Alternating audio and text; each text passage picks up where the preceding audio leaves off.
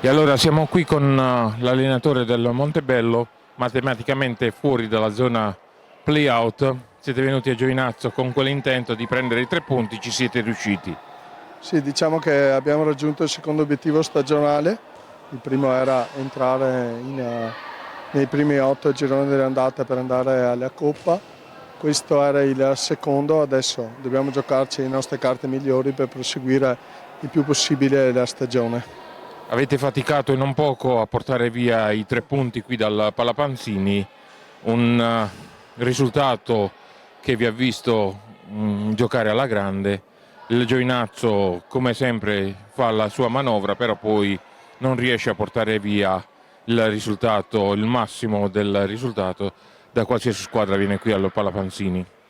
Ma sapevamo che affrontavamo una squadra che aveva un obiettivo ben preciso, prendere i 3 punti, quindi sapevamo che giocava alla morte, tra virgolette. Si è visto in campo, loro sono partiti molto forti, noi probabilmente anche un po' sotto pressione è subentrata anche un pizzico di paura, però poi alla fine ci siamo guardati in faccia, abbiamo iniziato a giocare come sappiamo giocare, con le qualità che abbiamo e secondo me alla fine è un risultato che è meritato, perché alla fine ci sono stati tantissimi episodi che non sto adesso a giudicare perché non ne ho voglia, ok? Però posso dire che sono soddisfatto della prestazione. Infatti non parliamo di quello che è successo, lasciamo a chi di dovere giudicare queste cose, noi parliamo dell'incontro, del tasso tecnico che era nettamente superiore quello vostro rispetto all'FP Giovinazzo che è prettamente fatta da ragazzi della cantera giovinazzese, giusto qualche innesto come Xavi Rubio e come Mattugini provenienti dal Vercelli che ormai è il retrocesso in Serie B. No, ma sicuramente il vostro organico ha delle qualità. Uno, prima di tutto, la miglior qualità è quella che non molla. E io dico sempre, porto l'esempio ai miei ragazzi e dico guardate la voglia che mettono, la dedizione che mettono, anche se stanno perdendo anche di tanto con le squadre magari di alto livello, che tante cose possono essere un esempio per noi per migliorarci. Poi per il resto sì, è corretto che non sta a noi commentare quello che è successo, però se posso dire una cosa, a me dispiace quando succedono determinate cose, quando si sentono delle minacce di morte. Vabbè, io ho i capelli bagnati perché mi sono appena lavati da tutti gli sputi che ho preso, però le minacce o determinati episodi non sono belli non per l'hockey ma per qualsiasi sport in generale. E secondo me ci vuole anche rispetto tra tutti quanti noi del settore, perché io nutro grande rispetto anche per il mister avversario in questo caso, perché è stato un esempio prima sui pattini e poi da mister. Mi piacerebbe che fosse altrettanto.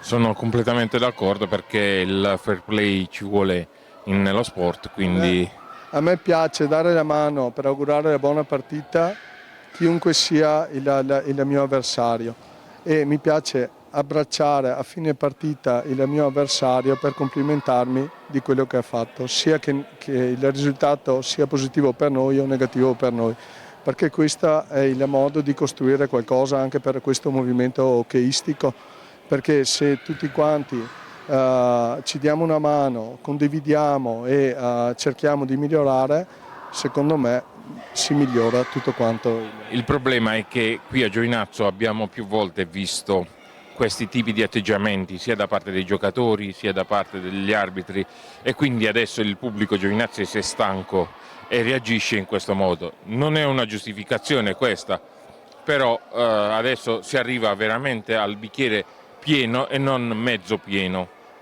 No, ma è un peccato perché va bene, i risultati non stanno arrivando per i biancoverdi, ok?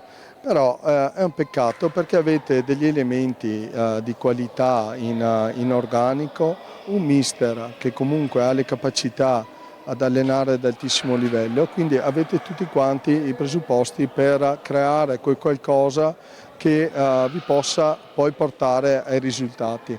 Quindi dico, se tutti quanti remano dalla stessa parte, quindi tifosi, società, allenatore e giocatori, io dico tutti uniti si può creare qualcosa, anche in mezzo a mille difficoltà che le posso capire sicuramente, no? Perché non è facile, io l'ho provato l'anno scorso, che sono arrivato in una corsa, avevamo 4 punti a una giornata alla fine del primo girone quando sono subentrato, quindi eravamo tra virgolette spacciati.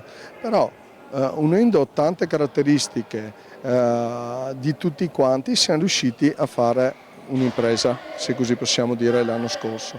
Però è così che si fa, no? Perché con l'unione, con la squadra, il gruppo, si può arrivare ad ottenere dei risultati che magari sono inaspettati. Però voi avete sicuramente le potenzialità per fare bene, perché avete tantissime caratteristiche che tante società, secondo me, tanti giocatori invidiano.